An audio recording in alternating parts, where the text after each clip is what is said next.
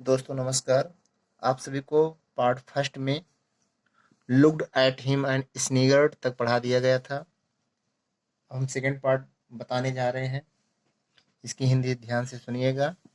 There was an other incident a few days later. Later means होता है कुछ दिनों के बाद। कह रहा है कुछ दिनों के बाद उसके साथ एक दूसरी घटना घट गई। It concerned a false ox which was traveling the locality. यह घटना एक बैल से संबंधित है। वह बैल स्थानीय लोगों को बहुत ही अत्यधिक परेशान कर रहा था। It had gored several people. Gored means होता है सींगों से चोट पहुंचाना। यह अनेक लोगों को अपनी सींग से नुकसान पहुंचा चुका था, चोट पहुंचा चुका था। If anyone approached it with a stick, यदि कोई भी व्यक्ति छड़ी लेकर इसके पास पहुंचता, it would charge at them, तो वह उन्हें मार देता था। Everyone was terrified of it, प्रत्येक लोग, उस स्थान पर रहने वाले प्रत्येक लोग उससे भयभीत रहते थे, डरते थे। The effrontery of the animal aroused Tapan's spirit. उस जानवर का जो निर्भीकता थी, किसी को डरता नहीं था, इससे तपन की भावनाएं जाग उठी। उसके मन में कुछ करने का इरादा हुआ। During the school break, he brought a step and a rope and slowly approached the ox. जब छुट्टी का समय हो गया, लंच टाइम, तो ही ब्रॉट अ स्टेप, उसने एक मोटी छड़ी ली, एंड अ रोप, और एक रस्सी ली, and slowly approach the ox, और धीरे धीरे बैल के पास पहुंच गया। Waiting for the right moment, एक सही समय का इंतजार किया। He jumped on to its back, और वह कूदकर उसकी पीठ पर बैठ गया। And put the rope in its mouth, और रस्सी को उसके मुंह में डाल दिया। As if breeding a horse, मानो जैसा कि वह किसी घोड़े को नियंत्रित कर रहा हो। The ox was taken by surprise, but the moment it felt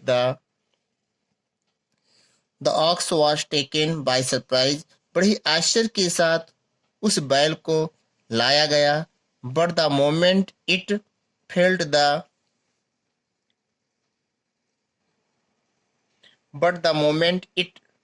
the weight on its back, लेकिन उसी क्षण उसे अपने पीठ पर किसी वजन का होने का, अर्थात किसी के बैठे होने का अनुभव हुआ, उसने महसूस किया। It started stamping and baking, और वह जो है कूदना उछलना शुरू कर दिया। मीनवाइल, उसी समय the school break got over, और उसी समय स्कूल में जो लंच का समय था वो ओवर हो चुका। The class had resumed but Tapan was busy taming the ox, कक्षाएं फिर से शुरू हो चुकी थी, लेकिन Tapan was busy taming the ox, लेकिन तपन जो है उस बैल को नियंत्रित करने में व्यस्त था। He managed to keep himself on the back of the tossing, he manage, उसने अपने आप को कंट्रोल किया, to keep himself on the back of the tossing bucking bronco, उस जंगली जानवर अथवा उस बेकाबू जानवर पर जो बैठा हुआ था। जब वो उछल रहा था तो उस समय वो अपने आप को बड़े ही सावधानी पूर्वक कंट्रोल किया था। होल्डिंग द रोप फर्मली, अर्थात रस्सी को बड़ी ही मजबूती के साथ पकड़ा हुआ था, जिससे कि वो कहीं गिर ना पड़े। The ox crashed into the school compound and then into the room of the class 7th, और होता क्या है कि वह बैल जो है स्कूल के कंपाउंड में सारी चीज़ों को तोड़ देता है, क्रैश कर देता है रास्ते में आने वाली चीज़ों को।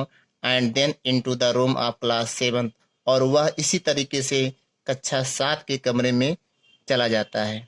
The teacher and students were frightened, उस कक्षा में जो अध्यापक थे और जो विद्यार्थी थे वेयर फ्राइटेंड, वो सब डर गए, भयभीत हो गए।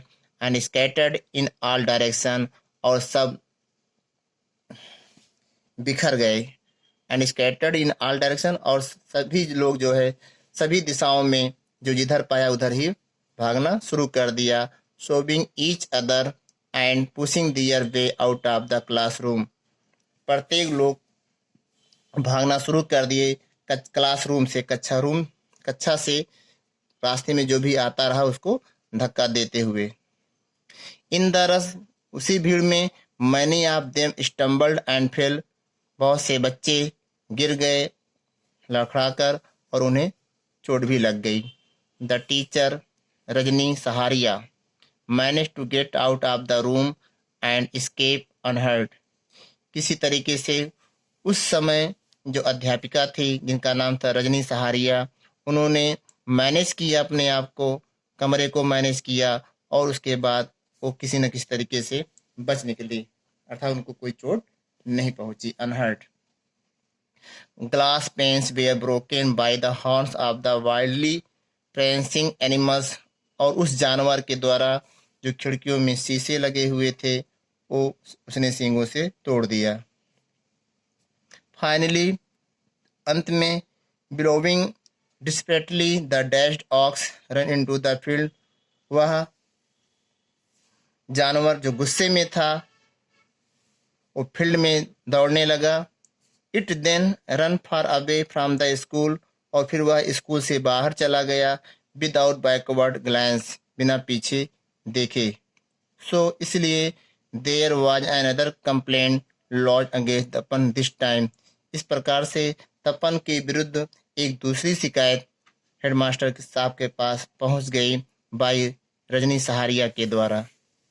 The headmaster flew into rage, और जब हेडमास्टर को उसकी दूसरी शिकायत के बारे में पता लगा तो गुस्से में आ गए।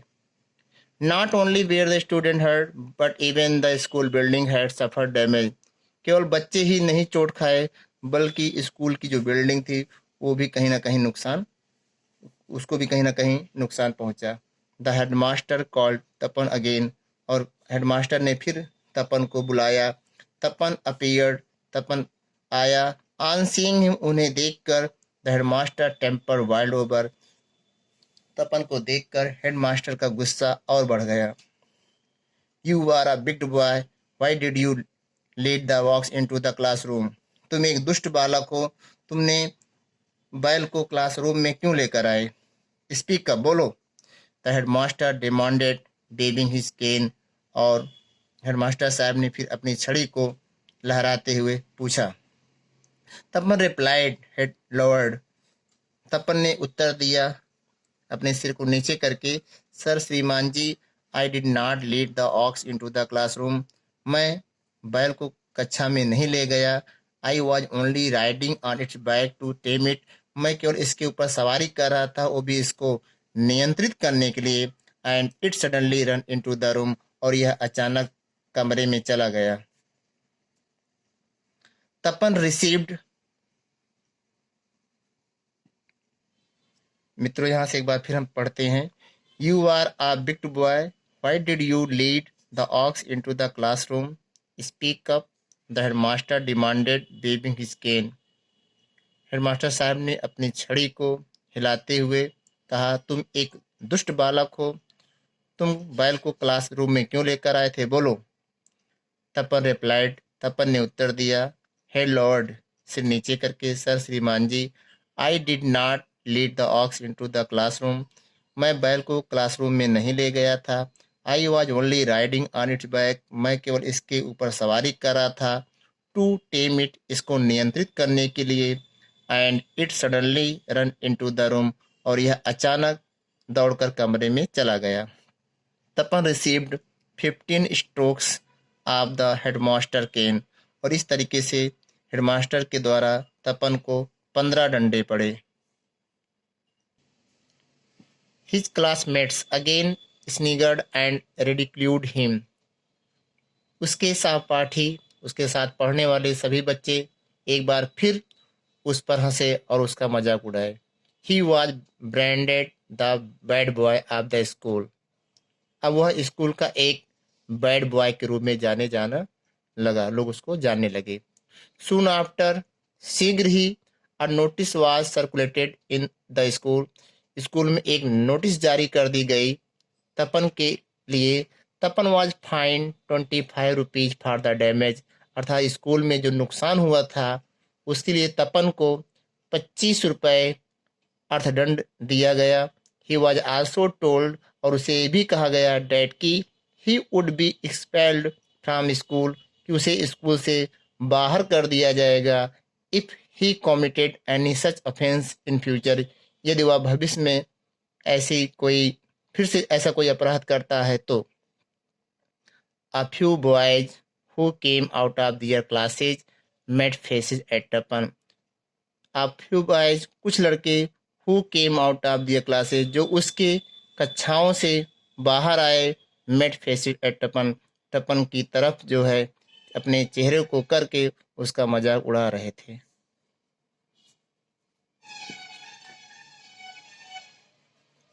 है दोस्तों, मैं उम्मीद करता हूँ कि आप सभी को हिंदी इसकी समझ में आई होगी। अगर आप हमारे चैनल पर नए हो तो प्लीज़ हमारे चैनल को सब्सक्राइब कर लें। Thanks for watching.